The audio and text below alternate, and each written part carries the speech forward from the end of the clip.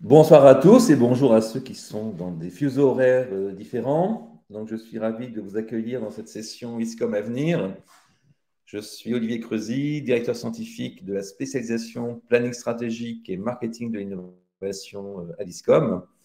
Et à ce titre, ce soir, je vais vous proposer de faire un peu de planning stratégique avec moi sur une notion qui impacte énormément nos modes de vie, bien sûr, notre consommation, la posture de beaucoup de marques, donc la question du temps et la question d'un temps qui est élastique, qui peut être long ou qui peut être court, qui peut être rallongé ou qui peut être raccourci. Et c'est notre sujet de ce soir. Alors, pour commencer, beaucoup d'auteurs, bien sûr, se sont prononcés sur leur rapport au temps. Peut-être que nous attendons d'ailleurs des artistes d'avoir les mots pour décrire ce que nous ressentons sans forcément savoir l'énoncer. Et donc, Sagan disait, mon passe-temps favori, c'est laisser passer le temps, avoir du temps, prendre son temps, perdre son temps, vivre à contre-temps.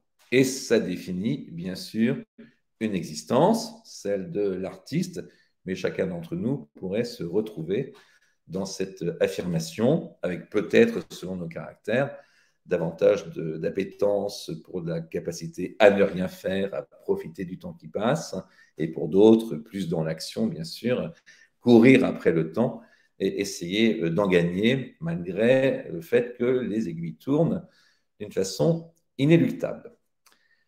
Alors, dans une logique de planning stratégique, nous allons commencer par regarder tout un environnement de marque qui valorise la question du temps en tant que denrée précieuse, qui appartient aux consommateurs. Et donc la posture des marques, dans ces cas-là, ça va être de nous en rendre, de nous aider à optimiser notre rapport au temps, nous en prendre le moins possible pour nous dire, eh bien, nous vous aidons et le temps que vous ne perdez pas ou que vous ne perdez plus à cause de nous, ben, vous pouvez le consacrer à plein de choses intéressantes, vous reposer, rencontrer vos amis, avoir une activité sociale, vous détendre, vous former, travailler, jouir de la vie, voyager. Donc la première catégorie de nos marques ce soir, ce sont celles qui nous font gagner du temps. De cette façon, elles sont vendeurs de temps gagné, qui est une formule peut-être un peu abstraite ou un peu violente, mais la promesse essentielle de ces marques, on ne le voit pas toujours tellement c'est évident, c'est nous faire gagner du temps. Alors, on a dans le secteur de l'alimentation des marques qui se sont fait repérer et qui font de la question du temps gagné leur identité profonde, avec deux exemples. La cocotte minute qui a libéré du temps de la mère de famille, souvent, puisque c'est à l'époque, bien sûr, souvent la maman, la mère de famille qui prépare les repas. La cocotte minute, ça permet de cuire trois fois plus vite, pardon, par rapport à un produit mijoté qui met 3 heures à cuire, un pot-au-feu. En 1 heure, l'affaire est faite. Et donc, les 2 heures de gagné sont rendues à la ménagère qui va pouvoir s'occuper d'elle, mais on va s'apercevoir en fait que ça va participer à la libération de la femme et la capacité des femmes à avoir une vie professionnelle.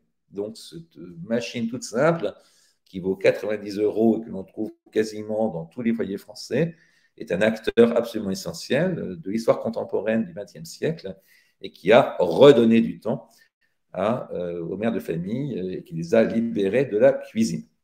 D'une façon plus contemporaine, un autre exemple avec Picard, dans l'univers du surgelé et essentiellement des plats cuisinés, qui vous propose une formule express. Donc, c'est assez miraculeux puisqu'en 5 minutes, c'est écrit sur le packaging, vous le voyez, on va passer du produit tout froid, tout dur, tout surgelé en un repas prêt à être dégusté. Donc, ce sont des formules complètes pour le déjeuner avec des protéines, des féculents, tout ce qui va bien pour une bonne pause déjeuner de mi-journée. Donc, pas de temps perdu, de la gourmandise. C'est plus rapide de micro-ondes sa barquette Formule Express dans l'espace convivial de son entreprise ou chez soi si on est en télétravail. C'est plus rapide même que de descendre à la boulangerie, faire la queue, choisir son sandwich le rapporter à la maison. Donc, la marque est une promesse, bien sûr, d'alimentation de qualité, mais cette gamme-là se positionne principalement sur la promesse de temps gagné. D'autres enseignes, dans le choix de leur nom, quick, qui veut dire rapidement en termes d'identité, sont exactement sur le même territoire. C'est l'univers du fast food, de l'alimentation rapide. Donc là, on a une industrie avec Burger King, bien sûr, McDonald's et quelques autres, qui fait du temps son élément de positionnement principal. On fréquente ces enseignes d'abord parce qu'elles nous permettent de gagner du temps. Donc, on va rapidement obtenir sa commande et on va aussi assez rapidement l'avaler, éventuellement l'emporter, la consommer en chemin. Donc, ce n'est pas une restauration qui promet de l'expérience sociale, de la rencontre, du temps suspendu, du plaisir, contrairement à un restaurant gastronomique. Au contraire, on va prendre le contre-pied parfait et on va promettre de la rapidité jusqu'à choisir de s'appeler d'une marque qui dit rapidité avec le mot quick. Dans le domaine alimentaire, on va avoir aussi des évolutions de gamme. Donc, les marques vont travailler en planning stratégique pour comprendre comment les consommateurs utilisent les produits. Et on va s'apercevoir, dans des témoignages de consommateurs et des études, que finalement, 11 minutes pour cuire une casserole de pâtes, c'est long dans un foyer français. Le dimanche soir, la casserole de pâtes traditionnelle, elle prend 11 minutes de cuisson. Et on va trouver le phénomène, l'insight consommateur, ce désir inassouvi suffisamment significatif et important pour décider de concevoir une nouvelle gamme de produits que l'on va appeler les 3 minutes. Donc, le nom du produit à nouveau en termes d'identité nous parle de temps gagné, avec la promesse que les pâtes seront aussi bonnes que si elles avaient cuit les 11 minutes quasiment réglementaires. Mais on va diviser le temps par plus d'un facteur 3, et en 3 minutes, on va avoir le même résultat avec le bénéfice du temps et l'impatience en moins devant votre casserole en train de bouillir. Donc, oui, la question du temps gagné, du temps raccourci, est une promesse absolument centrale dans la promesse de beaucoup de marques. Autre univers, quittons l'alimentaire. Tout le secteur des acteurs de la livraison à domicile, du e-commerce en général qui vous dispense d'aller perdre du temps dans les points de vente, mais surtout de ces livraisons express dans les grandes villes, que ce soit le produit du restaurant, de la pizzeria ou du japonais d'à côté, ou que ce soit même vos courses alimentaires avec de nouveaux acteurs qui n'ont pas de magasin et dont le métier est essentiellement, exclusivement la livraison, mais parfois avec des promesses en moins de 10 minutes, des ingrédients nécessaires pour votre repas du soir. Alors ça, ce sont des marques, des nouveaux acteurs qui illustrent parfaitement cette préoccupation souvent des urbains et des jeunes urbains, et souvent de la préoccupation de la génération de nos étudiants, de ne pas effectivement gâcher du temps de loisir, du temps de soirée, à aller faire des courses, à aller faire la queue dans un point de vente ou à devoir effectivement aller de magasin en magasin pour remplir son panier. Donc, toute une activité innovante à base d'applications, elle-même ultra rapide, pour que, comme par miracle, ce dont on a besoin nous arrive très vite sur le pas de la porte. Et puis une marque plus traditionnelle aussi, plus implantée, plus institutionnelle en France, mais TGV, depuis maintenant une trentaine d'années, est une promesse de temps gagné. Alors avec une jolie promesse au point que ça soit inouï, c'est-à-dire c'est l'idée d'un côté un peu miraculeux, toute cette distance parcourue en si peu de temps, c'est quand même assez impressionnant. Et le TGV, bien sûr, c'est la réponse à l'insight que les planneurs stratégiques vont identifier. Je pars de chez moi, mon seul souci, c'est d'arriver vite à destination. Et le temps passé dans le train, pour moi, est un temps perdu. Donc, on va bien sûr l'optimiser. On va pouvoir dormir, on va pouvoir lire, on va pouvoir regarder des vidéos désormais, mais c'est quand même un temps contraint. On est enfermé dans un espèce d'appareil métallique qui s'appelle un train, et plus ce train va pouvoir aller vite, plus on va être content. C'est aussi la promesse de l'avion. dans un mode encore plus accéléré.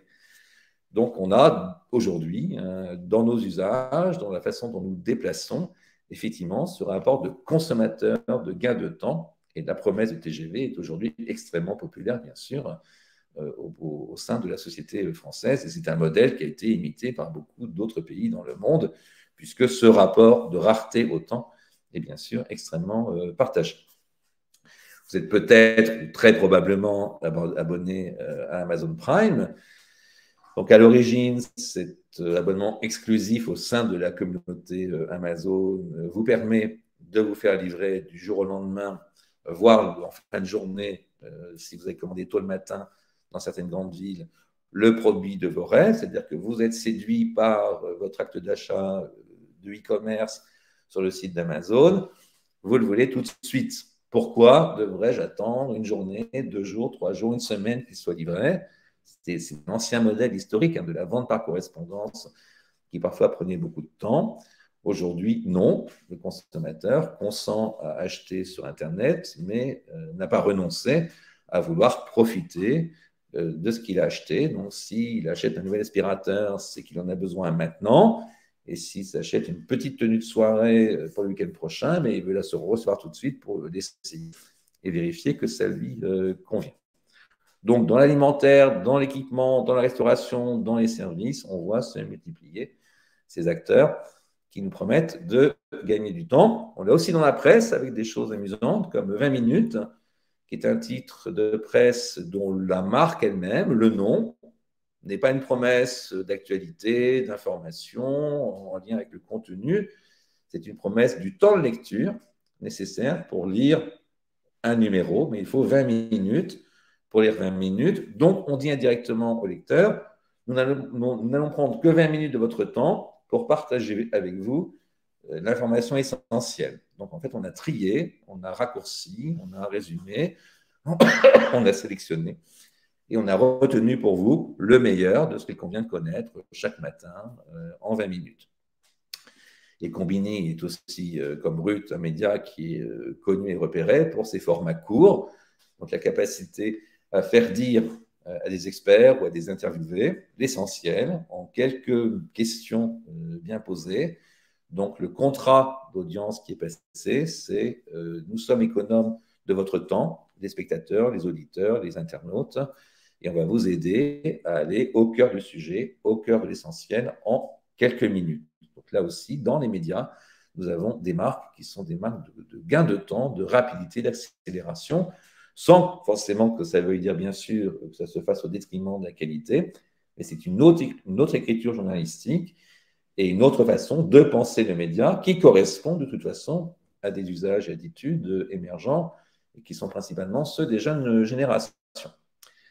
Alors, dans le monde du planning, on travaille beaucoup sur les études, on va chercher des données pour nourrir nos réflexions. On n'invente pas comme ça des innovations sans vérifier qu'elles soient un minimum fondées.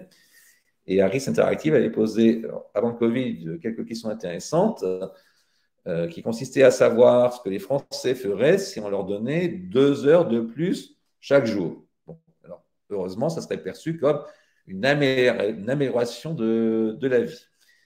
Et c'est assez consensuel, c'est-à-dire que tous les Français, jeunes ou moins jeunes, sentent quand même que le temps leur manque et ils seraient tous contents d'en avoir davantage, y compris les moins de 35 ans qui sont votre génération, principalement présente ce soir. Et à part être contents, on leur a demandé ce qu'ils en feraient. Et alors, pas forcément des choses qu'ils n'arrivent pas à faire, des choses un peu réaliser ses rêves, changer de vie, voilà, écrire le roman de sa vie, devenir célèbre. C'est souvent des choses qui sont déjà leur actualité, qui occupent déjà leur quotidien, mais qui génèrent la frustration de ne pas le faire assez. Bon. Donc, on va trouver dans les attendus prioritaires le fait de prendre du temps pour soi, donc se faire du bien, ça c'est extrêmement significatif, hein, c'est pas forcément être très, très actif, se lancer dans des nouveaux projets, c'est simplement s'occuper de soi avec un souci d'aller mieux, et aussi une posture très généreuse de partager ce temps avec ses proches, avec les autres. Donc c'est pas forcément un temps pour faire, c'est plutôt un temps pour être disponible, un temps pour se parler. Si on regarde en termes d'activités plus précises, si on prenait soin de soi, si on passait du temps avec les autres, qu'est-ce que l'on ferait? Et on s'aperçoit là aussi que ce sont des activités très équilibrantes, très naturelles. Donc, il n'y a pas une recherche de sophistication. On a envie de prendre le temps de se promener, donc profiter de la nature. On a envie de consacrer du temps à la lecture, donc à la culture, au sport, à ses loisirs, les sorties culturelles, se reposer, dormir davantage. Alors, bien sûr, effectivement, on peut le noter dans l'étude, une petite frustration sur le sommeil de la part de la jeunesse qui se couche trop tard, qui passe trop de temps sur les réseaux sociaux, trop de temps sur les écrans, mais on connaît leur côté merveilleusement addictif et aussi ce besoin d'appartenance à ces communautés digitales. Donc, bien sûr, quelques heures de sommeil, ça ne fera de mal à personne, mais on a, comme vous le voyez dans cette étude, finalement des points de vue d'un grand bon sens, d'une assez grande simplicité, mais qui montre bien qu'effectivement, la question du rapport au temps est centrale dans notre préoccupation et que nous sommes conscients de la qualité, de la richesse et de la rareté de ce bien absolument fabuleux qui est le temps que la vie nous offre.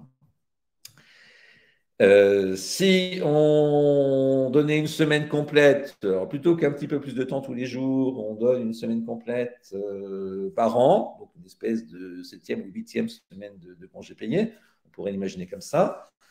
Qu'est-ce qu'on en ferait? C'est intéressant pour des planeurs de poser la question différemment, effectivement. Dans une journée, peut-être qu'on aurait eu des réponses d'immédiateté, de petites préoccupations du quotidien. Et si on capitalise ce temps supplémentaire sous forme d'une semaine, ça permet peut-être de faire émerger des attentes et des aspirations différentes. On retrouve, c'est très très joli comme restitution, ce souci de partager du temps avec ses proches. Donc la socialisation est absolument essentielle et on en a besoin et probablement encore plus besoin aujourd'hui après les difficultés de l'époque Covid. Le besoin de se nourrir et se dire que peut-être le temps passe et qu'on est en train de passer à côté de quelque chose, le roman, la belle série, l'exposition qui sera pleine d'émotions. Et puis l'envie d'aller voyager, donc c'est une façon d'aller vers les autres, hein, d'aller découvrir les cultures des autres, d'autres paysages, d'autres climats, d'autres modes de vie. Donc une posture d'ouverture. L'attente, donc pas assouvie encore par beaucoup de citoyens parce que le temps leur manque, mais cette envie à la fois de prendre soin des autres dans une sphère proche et de s'intéresser aux autres dans une perspective un petit peu plus lointaine. Donc, c'est quand même, ce sont des restitutions, des résultats qui sont très humains. Et ça montre bien que cette denrée temps est essentiellement humaine et absolument passionnante.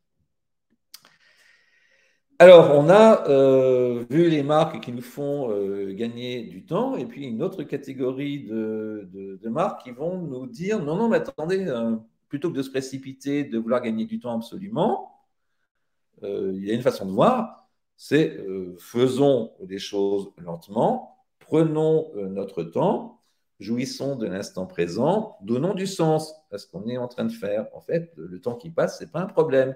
Il faut juste lui nous donner un contenu, un imaginaire, une richesse, et que ça vous apporte quelque chose.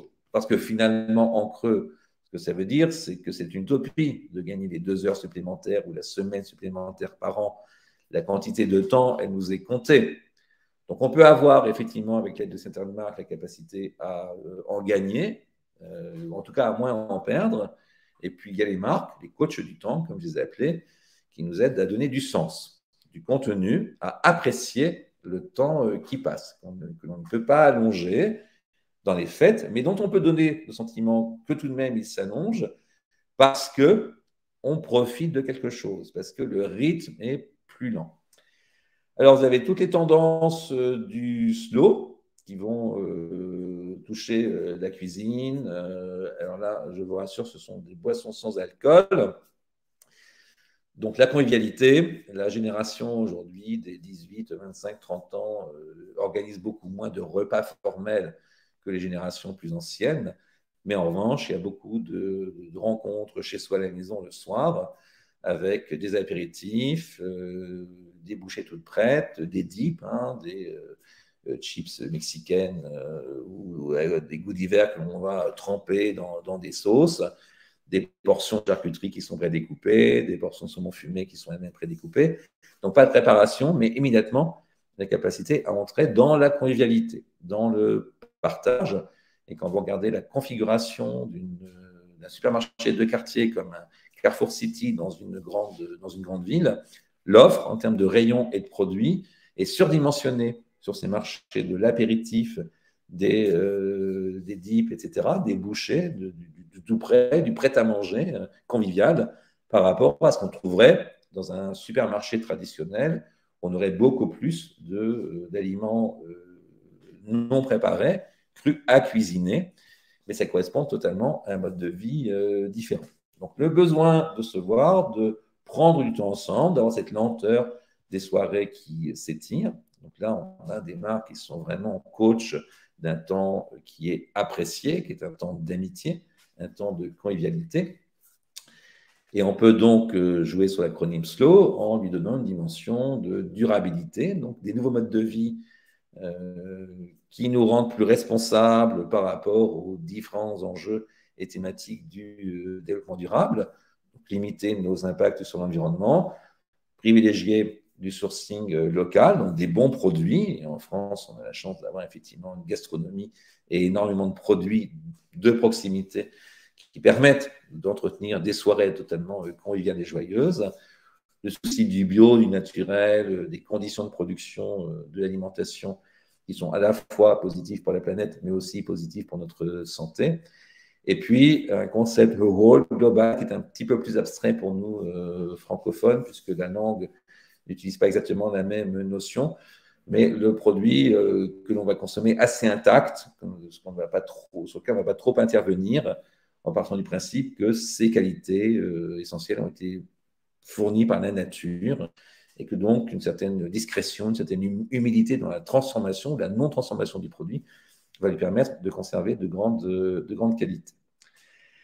Alors, on va trouver des coachs du temps dans ceux qui gèrent les flux dans les aéroports. Il y avait une espèce de panique l'été dernier. On a annoncé que les départs en vacances allaient être extrêmement compliqués. Alors, la raison était le manque de personnel dans les aéroports liés au Covid, où beaucoup de salariés, puisqu'il n'y avait plus d'industrie du voyage, du tourisme, s'étaient reconvertis, donc avaient trouvé d'autres métiers, ne pouvaient plus assurer le fonctionnement normal des aéroports. Donc, on avait vu tout un ensemble d'acteurs du tourisme se mobiliser pour rassurer les voyageurs sur le fait qu'ils n'allaient pas passer la moitié de leurs vacances coincés dans un aéroport, ce qui était quand même un message intéressant. Et puis, quelques marques symboliques qui sont extrêmement intéressantes, présentes désormais dans nos usages. Et typiquement, nous allons regarder une création publicitaire d'Airbnb qui nous parle d'humain, qui nous parle d'une certaine lenteur, d'image figée par la photo, qui nous parle de rencontres, qui nous parle de retrouvailles. Donc, c'est un temps suspendu, un temps peut-être nostalgique, un temps qui permet de s'apercevoir qu'on apprenne nous, finalement, probablement souvent dans notre couple, l'amour de notre vie. Les années passent, on l'a peut-être un peu oublié, et les temps de vacances, dans des lieux qui sont inspirants, des lieux qui sont simplement apaisants, bah, ça permet de redécouvrir aussi ces fameux autres, cet environnement proche dont on a envie de prendre soin. On va donc regarder cette très belle création d'une minute d'Airbnb. J'ai repris mon amour après l'avoir donné. J'ai gravi des montagnes, je me suis retournée. Et j'ai vu mon reflet sur les collines enneigées. Et ma montagne s'est écroulée. Après toute une vie à tes côtés, j'ai souvent eu peur de changer. Mais le temps nous donne le courage, même les enfants prennent de l'âge. Et moi aussi, peu à peu, je vieillis.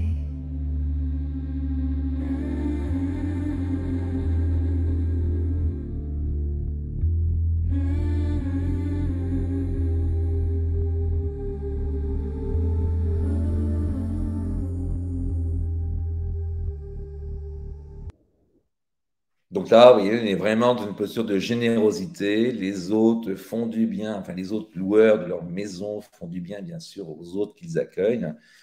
Et ce qui les rassemble, peut-être même plus que l'exotisme au territoire, c'est ce temps retrouvé, ce temps partagé. Donc ça, c'est extrêmement intéressant d'avoir une de ces marques les plus innovantes, un des grands acteurs de ces nouvelles économies digitales, avoir compris l'importance de s'adresser à sa cible sur cette thématique du temps.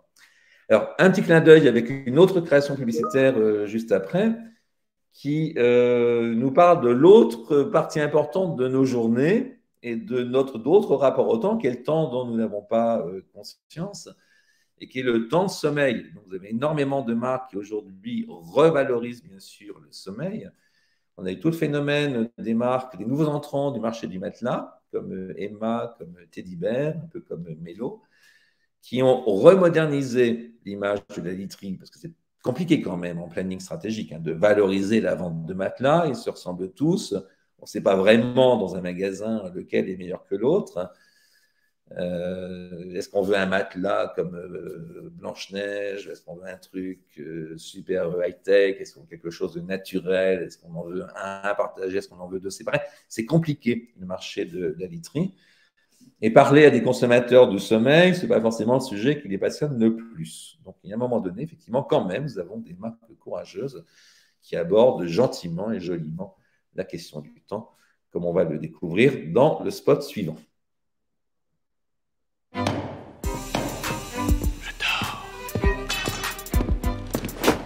Je dors.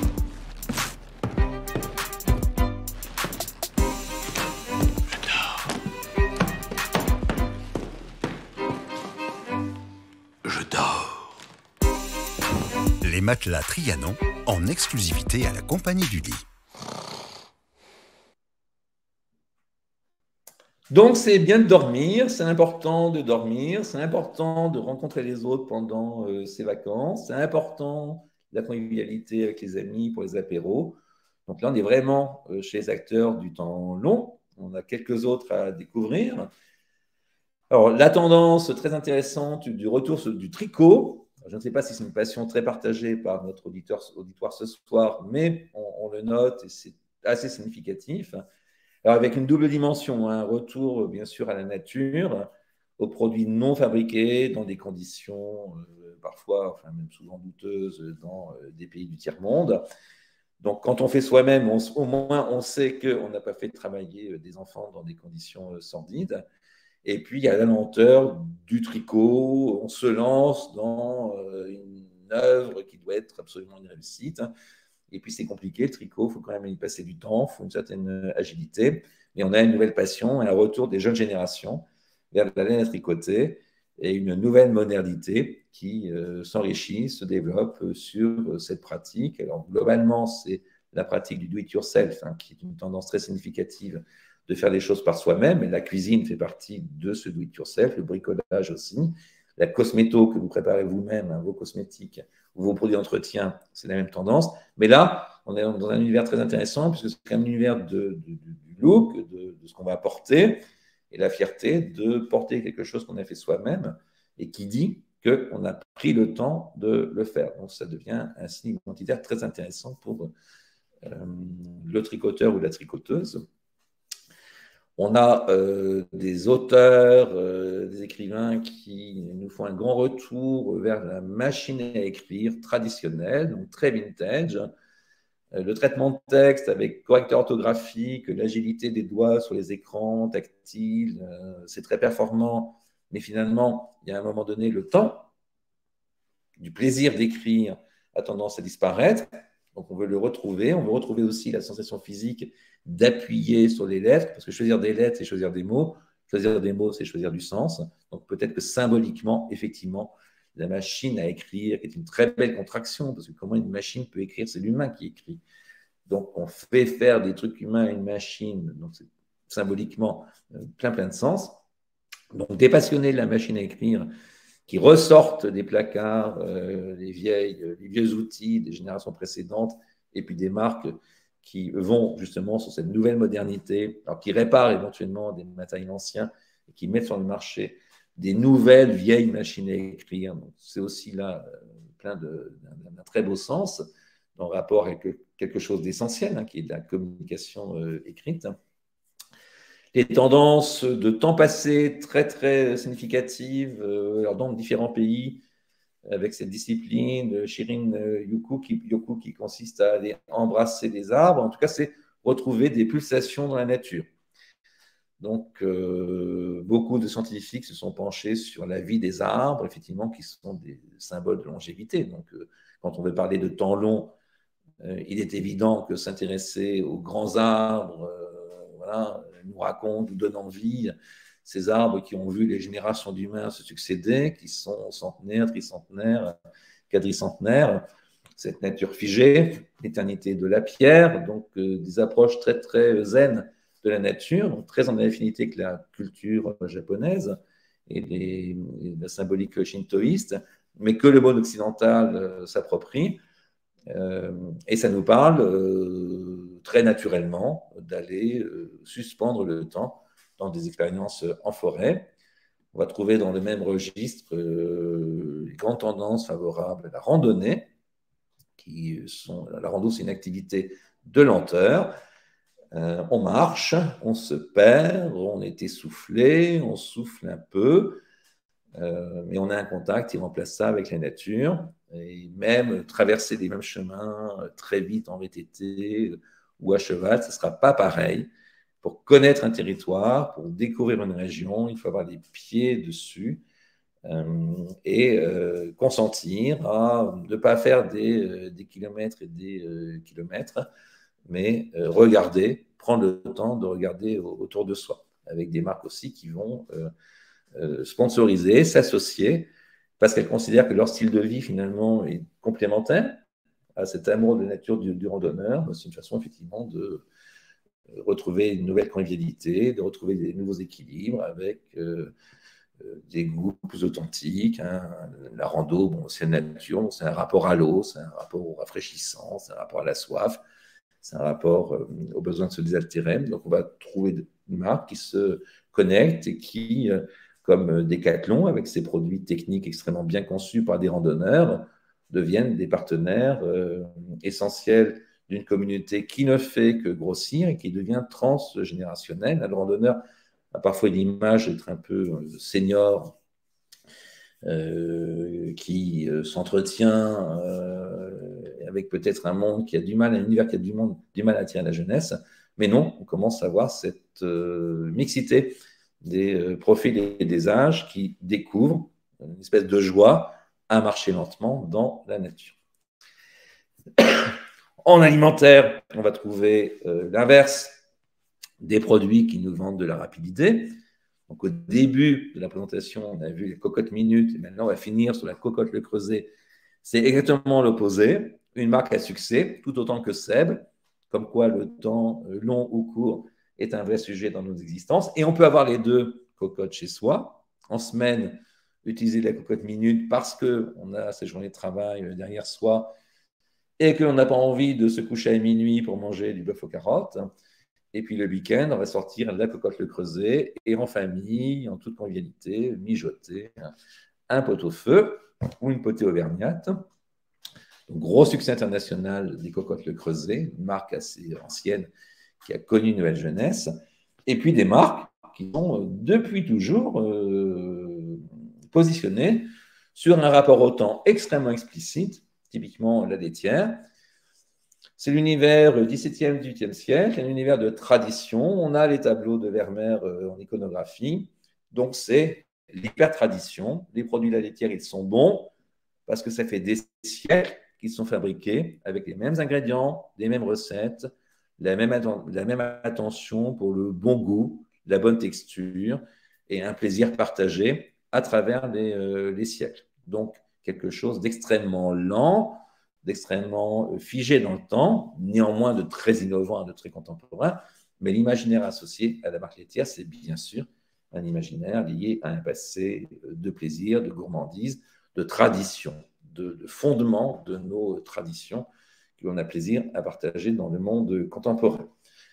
La grande tendance du vintage dans la mode, le vintage, on la redécouverte du vélo Sonex, c'est des produits que l'on appelle iconiques de certaines générations. Donc, il y a des produits iconiques des années 50 qui sont extrêmement populaires, des produits iconiques des années 60, 70.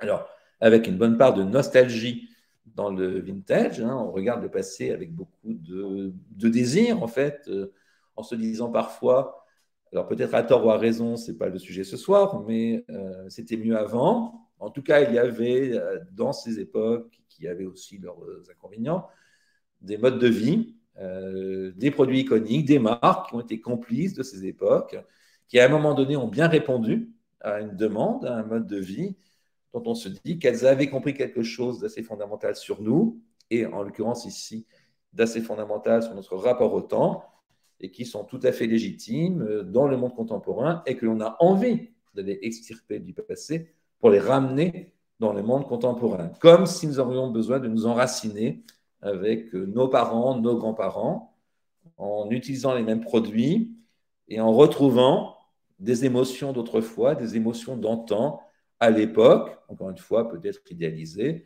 ou peut-être on était plus heureux parce que ça allait moins vite, on était moins sollicité, et que peut-être on était plus proche des autres et plus proche de la nature, ce qui corrobore notre nouvelle passion pour la randonnée.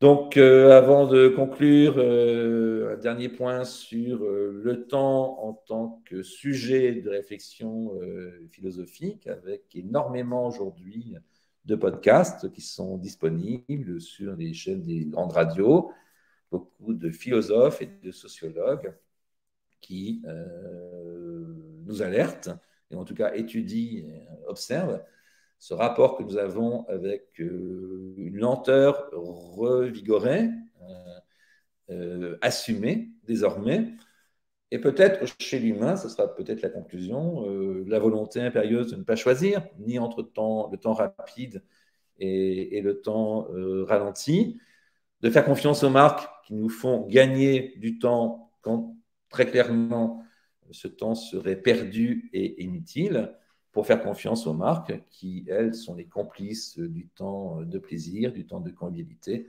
l'apéritif, encore une fois, les voyages, les loisirs, les promenades dans la nature. Et puis, lié au temps, une autre notion extrêmement intéressante, mais qui est probablement essentielle, celle de la liberté. Alors, je termine sur cette citation de La Bruyère. La liberté n'est pas oisiveté, c'est un usage libre du temps, c'est-à-dire du travail et de l'exercice. Être libre en un mot n'est pas ne rien faire, c'est d'être le seul arbitre de ce qu'on fait ou de ce qu'on ne fait pas.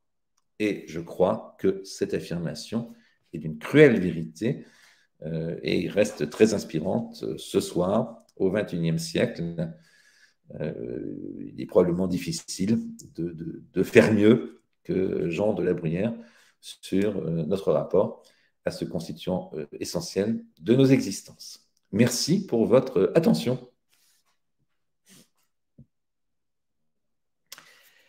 Alors, je vois un commentaire d'Alexa Carleveo tout à fait pertinent qui nous dit, alors je ne sais pas si les questions sont visibles par tout le monde, même si vivre lentement nous fait tous rêver, un comportement lent est souvent mal perçu comme mou, endormi, nonchalant, ce qui peut paraître paradoxal finalement. Ben, absolument.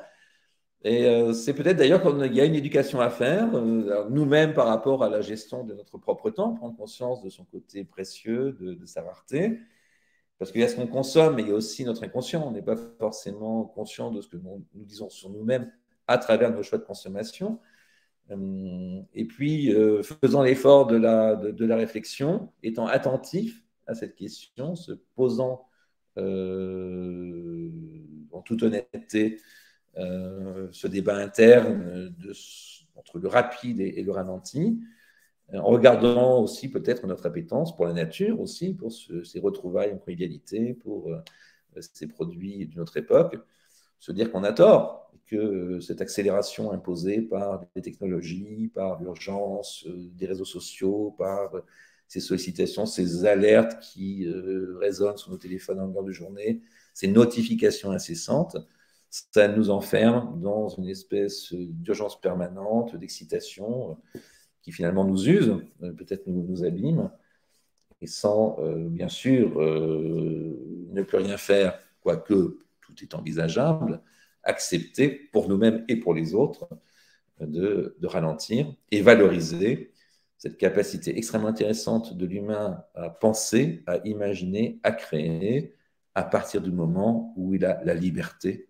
de ne plus penser à rien d'autre, laisser l'imagination vagabonder. C'est extrêmement important pour nous, formateurs, dans une école, face à des jeunes générations, justement, connectées, hyper connectées, d'alerter et de travailler ensemble sur cette prise de conscience et de ne pas justement juger à tort ou à travers et dire que la vie, c'est forcément ça, c'est forcément hyper accéléré, hyper connecté, une vie d'immédiateté, et que justement, ça peut être autre chose, en conciliant, bien sûr. De toute façon, le rapide et le lent, ça se concilie, ce sont les dimensions des mêmes concepts. Donc oui, il y a certainement une éducation à faire pour soi-même et pour conséquence, une forme de bienveillance et de tolérance, de nouvelle tolérance pour la façon dont les autres utilisent leur temps. Je pense que personne n'est bon juge de ce juste emploi du temps de l'autre. Soyons déjà des bons juges de l'exploitation de notre propre capital temps. Ça nous rendra plus libres et plus heureux. Donc, pour ce commentaire.